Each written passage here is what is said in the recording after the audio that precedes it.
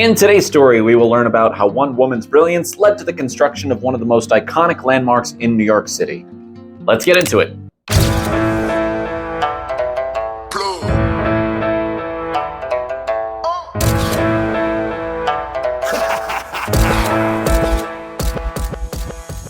Emily Warren was born in Cold Spring, New York in 1843. She was born into a powerful New York family that had already learned tragedy before she had even been born. She was the 11th of 12 children for Sylvanus and Phoebe Warren, although 6 of her older siblings had actually died before she was even born, so she never met 6 of her older siblings. Emily's oldest living sibling was the family's 4th child, which was Governor Kimball Warren, or GK for short. Governor was his name, not his title. And even though GK and Emily are 13 years apart from one another, as she starts to grow up, the two of them got pretty close.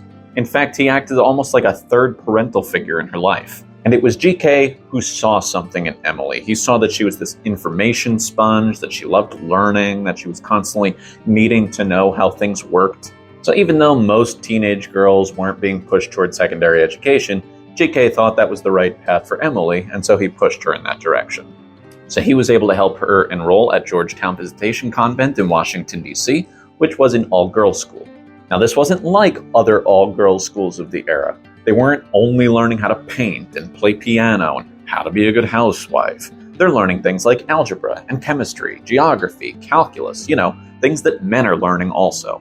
Remember, this is an era where women aren't allowed to vote. They're not allowed to handle their own finances. They had just earned the basic right to own property. Women were more or less extensions of their husbands at that time, so why would they need to learn topics like these ones being taught here in Georgetown? But this is what Emily did, and she killed it. She graduated with honors in 1860. After graduating, Emily just moved back home to Cold Spring. But not soon after that, the Civil War began, and the sibling that she's closest with, GK, he's a first lieutenant and a mathematics instructor for the military academy, so he went off to war. GK led a brigade in the Second Battle of Bull Run and would have fought alongside a man who would eventually become Emily's husband. His name was Washington Roebling. In February of 1864, so the war is still going on, there would be a military ball, or a night of festivities, if you will. So GK extended an invitation to his younger sister, she shows up, and it was here that Emily and Washington would meet each other. And this was a love at first sight kind of situation. And actually, it's a wonder how Washington even made it to this ball in the first place, because he had seen a lot of action in this war. Washington saw action in the Second Battle of Bull Run, Antietam, Chancellorsville, the Wilderness, Gettysburg, the Siege of Petersburg. Do you have any idea what the casualty numbers look like for all of these battles? You don't? I do. Between all of those battles, over 125,000 people were either killed, wounded, or missing. And this is just for the Union Army. Washington Roebling still shows up to this ball with nothing more than a scratch on him. And Emily fell for him. Hard. Now, these two had a very playful relationship. They'd send letters back and forth to one another, and they'd tease each other in the letters. But it was very clear the two of them had a very special bond, and they were head over heels for one another. They married in Cold Spring the following January and moved to Trenton, New Jersey. But they would not stay there for long. Before Washington's military career, he had actually studied bridge building at Rensselaer Polytechnic Institute. His plan had always been to work alongside his father, John Roebling, who was already an accomplished bridge builder. John Roebling was already in the process of building the world's longest suspension bridge in Cincinnati, Ohio. So now that the war is over and his son is married and moved into a new house, now seems like the perfect time to ask his son to come to Cincinnati to help him finish this bridge. And that was always the plan. But the original plan also included leaving Emily in New Jersey. The idea was that she'd take care of the house while Washington was on assignment in Ohio. But she didn't want to do that. She's an information sponge. She wants to learn about bridge building. So she built up an argument and was able to convince Washington, let me come to Ohio. So throughout the remaining construction, Emily would tag along, she'd be at the job site, she'd ask a million questions, and she'd absorb as much information as she could about bridge building. Now, as this project comes to a close, John pulls his son aside and says, look, I got another project in the works. We're going to have to go back to New York, and we're going to build a bridge across the East River. It's going to be the world's longest suspension bridge, by far. It's going to go from New York to Brooklyn. So what are we going to call it? The New York and Brooklyn Bridge. Yeah, don't forget, These are two separate cities up until 1898, and neither one of them really wants to give up their name when we're naming the bridge. It doesn't officially become the Brooklyn Bridge until 1915, but we're getting ahead of ourselves. So John wants Washington involved with this new project, but it requires a very specific kind of knowledge about a new type of engineering that he needed Washington to be well versed in. Emily said, "That's cool. What do we need to do next?" Not what does he need to do next, what do we need to do next? Because wherever Washington went, Emily followed. They packed their bags and they headed off for Europe, where they would learn about pneumatic caisson engineering, which I will explain further in depth later in the video. Now, unfortunately, Emily got very seasick on the journey across the Atlantic, but part of that is probably because she was pregnant.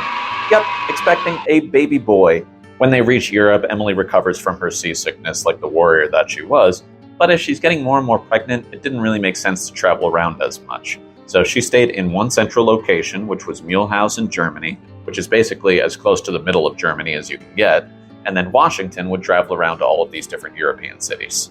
Now, while in Germany, Emily had a really scary moment. She fell down the flight of stairs, like all the way down. And this baby was completely unaffected by this, born completely healthy, and 12 pounds, might I add.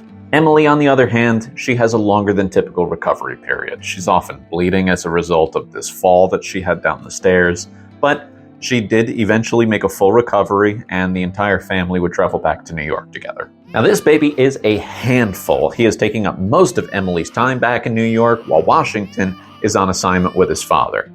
And one of these meetups of theirs would change everything. So for one of these meetings, they're standing out on a ferry dock. They're trying to envision what this project is going to look like. They're also taking measurements. They're surveying. And maybe they got wrapped up in all of that. Who knows? But there was an incoming ferry that was losing control of its speed, and they didn't really get out of the way in time. So this ferry boat crashes into the dock, and it pins John's foot to the dock. So he collapses down onto the floor. He's in agonizing pain, and they're all trying to figure out how can we get this foot released. And they do whatever they can, and eventually they do get it released, but this foot is in bad shape. Several toes need to be amputated. Now, one thing about John, he was a huge believer in hydrotherapy, which is this ridiculous treatment where all you do is pour water onto a wound in order to treat it. Doctors were telling him, look, this could easily get infected if you don't treat this more seriously.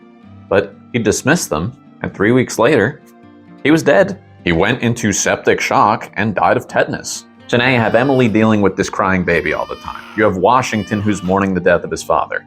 And you have a bunch of politicians who are a little ticked off that John didn't take this more seriously because they've invested a ton of money into this bridge. And now they have to figure out, do we need to hire a new chief engineer? Or can his son take the reins and follow through on his father's plans? And so Washington had to swallow his feelings and go have a meeting with all these politicians and say, I am the right man for the job. You need to let me follow through on my father's plan. And this was in 1869. The trustees agreed, and over the next several months, Washington would go down to the job site, and then he'd come home to his wife and his crying kid, and he would sit there with Emily, and they'd discuss what are the future plans for this bridge.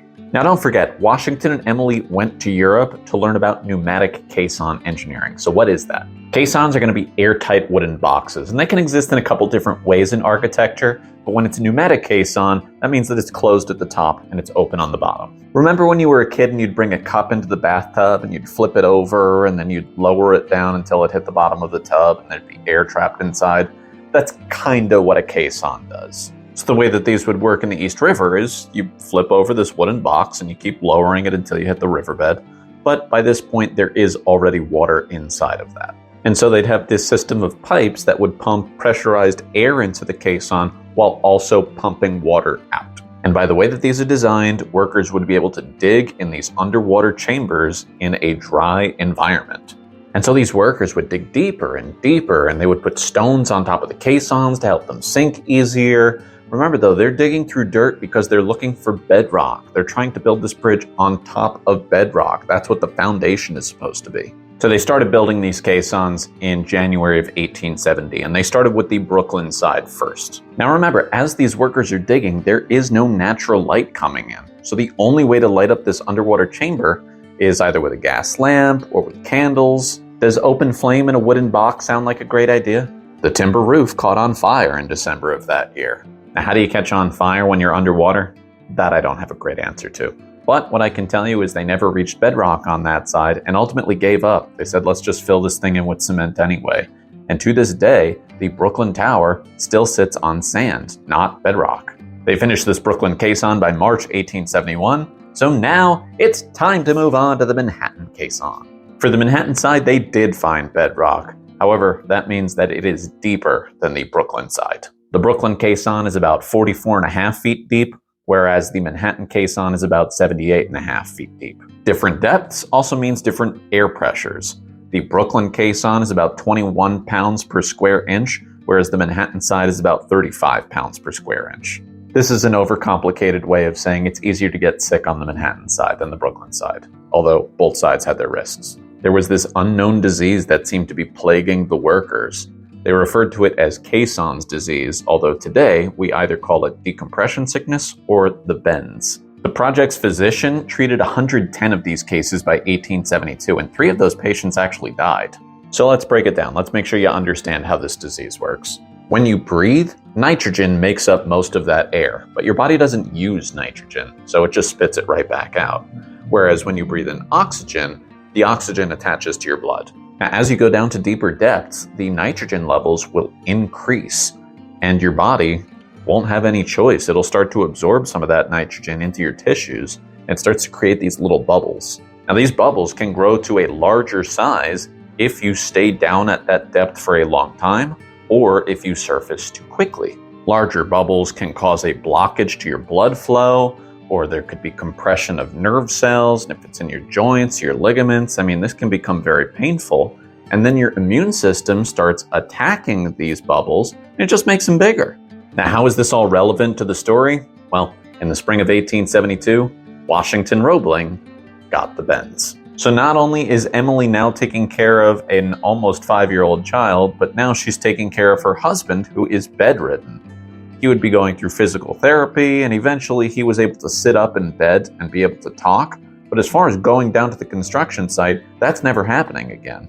So this is a huge problem. The chief engineer can no longer be on site. And so once again, these politicians, these trustees, making sure that this bridge gets built, they need to figure out, do we need to hire another chief engineer? But now is Emily's time to shine. Remember, she advanced her education when she was younger. She understood advanced mathematics. She traveled around to all these different job sites, whether that was in Cincinnati or going to Europe to learn about pneumatic caissons, or if you were just sitting at home taking care of a baby, Washington comes home and he tells her all about all the things that he was doing that day. Everything that she had done in her life had prepared her for this moment. So while all of these powerful men are getting ready to make a decision about what to do with the bridge, she bursts into the room and she owns it. She knew how to walk the walk, she knew how to talk the talk, and she convinces all of them, hey, I know Washington is bedridden. He is more than capable of doing the job from his home. They agreed on the condition that someone relay the information between Washington and the job site, and she said, no problem, I'll do it.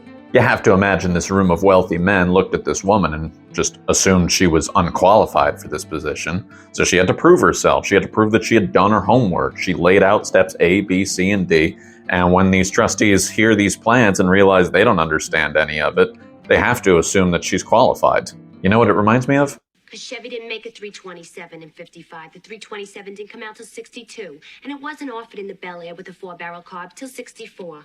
However, in 1964, the correct ignition timing would be 4 degrees before top dead center. So Emily would meet with contractors, with suppliers, with board members, with politicians. Whoever she needed to talk to, she talked to. And she would own every single room that she was in. She was able to give valuable insight when they were developing the wires between the bridge towers because of her knowledge of catenary curves. And every day Emily would go to the job site, and every day she'd come home and she'd tell Washington everything that happened that day, and he'd be able to follow along because he was sitting in his bed. Right next to the bedroom window was a telescope that was pointed directly out at the bridge site. During the construction, they also had this tiny wooden footbridge that went across the bridge so that workers could get from one side to the other. And of course, Emily would cross this thing regularly. However, you had reporters that would try crossing it, and they would, fall to their hands and knees and quickly turn around and crawl back to where they came from because it was too scary for them. And this would go on for the next decade. Word started to spread that a woman may have taken charge of the bridge, so of course, people are now starting to distrust this bridge and whether or not it would actually be functional. Obviously, if these naysayers had actually been on the job site, then they would have known about all of the extra precautions that had been taken to make sure that this was in fact a safe bridge. But it's the 19th century, and the mentality is, women aren't allowed to do things. The master mechanic is going from city to city, town to town, giving speeches letting people know this is a safe bridge, and it's going to be one of the greatest achievements in the history of America. Now, it's believed, although it's not verified, it is rumored that Emily wrote a majority of those speeches for him. Now, as we are approaching the completion of this bridge, a little bit of sad news for Emily.